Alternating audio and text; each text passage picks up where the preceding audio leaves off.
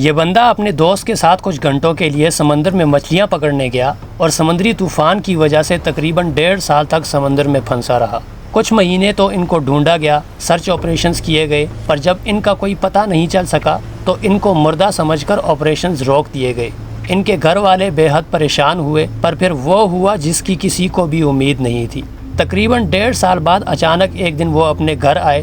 ان کے گھر والوں سمیت پوری دنیا حیران رہ گئی کہ آخر کیسے کوئی چھوٹی سی بوٹ میں 1.5 سال سمندر کے بیچ میں گزار سکتا ہے، بنا کھانے کے اور بنا پینے لائق صاف پانی کے۔ یہ کہانی ہے ہوزے سیلواڈور ایلورنگا کی۔ 17 نومبر 2012 کو ہوزے اپنے ایک دوست کے ساتھ سمندر میں مچھلیاں پکڑنے کے لیے روانہ ہوا۔ ان کا پلان تھا کہ دن کی روشنی میں کچھ گھنٹے وہ سمندر میں مچھلیاں پکڑیں گے اور رات ہونے سے پہلے پہلے وہ اپنے گھر چلے جائیں گے۔ کیونکہ یہ صرف کچھ گھنٹوں کے لیے سمندر میں مچھلیاں پکڑنے آئے تھے، اس لیے وہ کھانے پینے کی چیزیں بھی اپنے ساتھ اس حساب سے لائے تھے۔ اس دن موسم بالکل نارمل تھا اور دونوں کو امید تھی کہ یہ ایک نارمل فشنگ ٹرپ ہوگی۔ ان دونوں نے اپنی بوٹ کو سمندر میں اتارا اور تھوڑا دور جا کر اپنی فشنگ سٹارٹ کر دی۔ ان دونوں کو سمندر میں فشنگ کرتے ہوئے ابھی کچھ ہی گھنٹے گزرے تھے کہ اچانک موسم خراب ہو گیا اور سمندر میں طوفان آ گیا، اور وہ پرسکون سمندر کی لہریں دیکھتے ہی دیکھتے کئی میٹر اونچی دیواروں کی طرح ان کی کشتی سے ٹکرانا شروع ہو گئی، اور بارش اتنی شدت سے برسنے لگی کہ کچھ فیٹ دور دکھائی دینا ناممکن ہو گیا تھا۔ طوفان اتنا خطرناک تھا کہ ان کا ایک بھی منٹ سمندر میں رہنا اپنی موت کو دعوت دینے کے برابر تھا۔ اس لیے بنا زیادہ سوچے انہوں نے واپسی کا پلان بنایا اور اپنی بوٹ کو واپس آبادی کی طرف موڑ دیا۔ 3 گھنٹے فل سپیڈ میں بوٹ چلانے کے بعد اب وہ آبادی کے اتنے قریب آ گئے تھے کہ ان کو میکسیکو کی پہاڑیاں صاف صاف نظر آ رہی تھیں۔ ان دونوں نے سکون کا سانس لیا اور بوٹ کی سپیڈ کو پہلے سے کم کر دیا، مگر ان کے وہم و گمان میں بھی نہیں تھا کہ منزل کے اتنے قریب آ کر بھی وہ اپنی منزل پہ نہیں پہنچ سکتے، بلکہ ایک بہت بڑی مصیبت ان کا انتظار کر رہی ہے۔ کچھ منٹ کے سفر کے بعد ان کی بوٹ اچانک رک گئی۔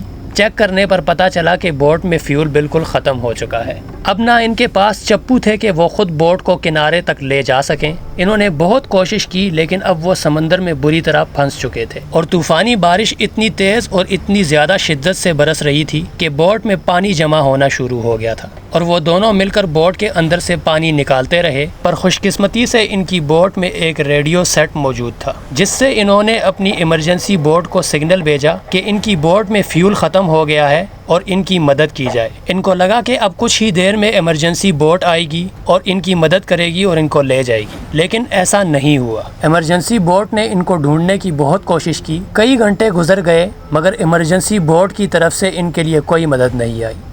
انتظار میں اب ان کے ریڈیو کی بیٹری بھی ختم ہو گئی تھی اور ان کا رابطہ باہری دنیا سے پوری طرح ختم ہو گیا تھا۔ وقت گزرتا گیا، یہاں تک کہ دن سے رات ہو گئی، پر ان کو ابھی تک ریسکیو نہیں کیا گیا تھا، اور اب آرام سے ان کی کشتی بھی گہرے پانی میں ڈرفٹ ہونا شروع ہو گئی، اور سمندری لہریں ان کو پیسیفک اوشن میں لے گئیں۔ پیسیفک اوشن دنیا کا سب سے بڑا سمندر ہے، جہاں اگر کوئی بحری جہاز بھی گم ہو جائے تو اس کو ڈھونڈنا بھی تقریباً ناممکن ہو جاتا ہے، اور یہ تو بس ایک چھوٹی سی بوٹ تھی۔ سمندر میں ان دونوں کا ایک ہفتہ گزر جاتا ہے۔ ان کے پاس جو کھانے پینے کی چیزیں تھیں اب وہ بھی ختم ہو گئی تھی، اور جو تھوڑی بہت امید تھی بچ جانے کی اب وہ بھی نہیں رہی تھی۔ ان دونوں کو اچھی طرح سمجھ آ گیا تھا کہ اب ان کے بچنے کی کوئی امید نہیں ہے اور ان کا مرنا طے ہے، پر انہوں نے ہار نہیں مانی۔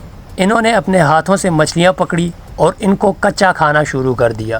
ظاہر ہے یہ آسان نہیں تھا ان کے لیے، پر زندہ رہنے کے لیے ان کے پاس اور کوئی چارہ بھی نہیں تھا، اور پیاس بجھانے کے لیے وہ کچھووں کو پکڑ کر ان کا خون پیا کرتے تھے، اور اگر کبھی بارش ہو جائے تو بارش کا پانی سٹور کر کے وہ پیا کرتے تھے۔ یہ سب کسی انسان کے لیے کرنا بالکل بھی آسان نہیں ہوتا۔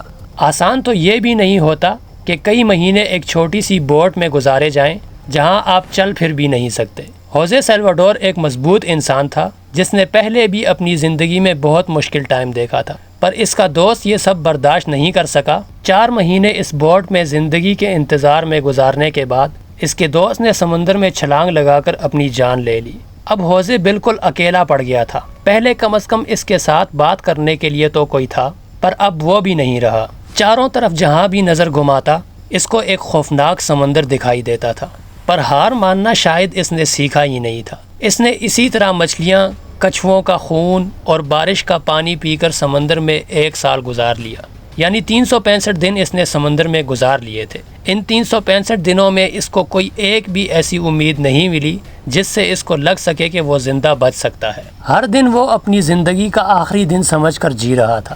13 مہینے بعد اس کو اپنی طرف ایک کارگو شپ آتے ہوئے دکھائی دیتی ہے۔ شپ دیکھتے ہی اس کو زندگی کی ایک امید مل گئی تھی۔ اس نے شپ کی طرف ہاتھ ہلا کر اشارہ کیا، اپنی چیزیں پانی میں پھینکی تاکہ شپ میں بیٹھے لوگ اس کو دیکھ سکیں، مگر وہ کارگو شپ یہاں سے گزر گئی اور شپ میں موجود کسی کی بھی نظر اس پر نہیں پڑی۔ لیکن اس نے ہار نہیں مانی اور زندگی کی امید میں بیٹھا رہا، یہاں تک کہ 1 مہینہ اور گزر گیا، یعنی پچھلے 14 مہینوں سے وہ سمندر میں تھا۔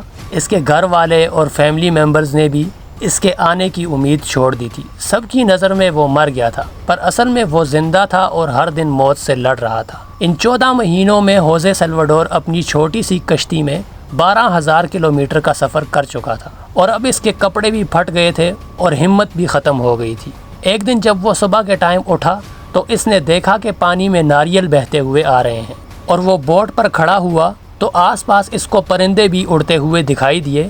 یہ دونوں چیزیں دیکھ کر اس کو اندازہ ہو گیا تھا کہ آس پاس کوئی آئی لینڈ یا زمین ہے جس کے درختوں سے یہ ناریل پانی میں گر گئے ہوں گے۔ تھوڑی دیر انتظار کے بعد اس کو واقعی ایک آئی لینڈ دکھائی دیتا ہے جہاں ناریل کے درخت لگے ہوئے تھے۔ ہوزے اس آئی لینڈ تک پہنچنے کے لیے فوراً پانی میں کود پڑتا ہے۔ اس کو ڈر تھا کہ یہ آئی لینڈ بھی اس سے مس نہ ہو جائے۔ تیرتے تیرتے جب وہ کنارے تک پہنچا تو وہاں اس کو ایک گھر دکھائی دیتا ہے۔ ہوزے اس گھر کے گیٹ کو دستک دیتا ہے اور وہاں رہنے والے لوگوں کو اپنی ساری کہانی سناتا ہے اور ان سے مدد مانگتا ہے۔ ان لوگوں نے ہوزے کو اپنے گھر بٹھایا، اس کو کپڑے دیے، کھانا دیا اور پھر گورنمنٹ کے حوالے کر دیا۔ کچھ دن بعد ہوزے جب اپنے گھر آیا اور اس کے گھر والے جنہوں نے اس کو مردہ سمجھا ہوا تھا وہ ہوزے کو زندہ دیکھ کر حیران رہ گئے اور بہت زیادہ خوش ہوئے۔ دیکھتے ہی دیکھتے یہ بات پوری دنیا میں آگ کی طرح پھیل گئی اور دنیا بھر کے نیوز چینل نے ہوزے کے اس ناقابل یقین سفر کو اپنے نیوز چینل پہ چلایا۔ بعد میں ہوزے سلواڈور نے اپنی زندگی کے اس حیرت انگیز سفر پر ایک کتاب بھی لکھی جس کا نام 438 ڈیز ہے۔ اس کتاب میں اس نے سمندر میں گزارے گئے 438 دنوں کی پوری سروائیور سٹوری، اپنی مشکلات، جذبات اور ہر اس لمحے کو تفصیل سے بیان کیا جو اس نے موت سے لڑتے ہوئے گزارے تھے۔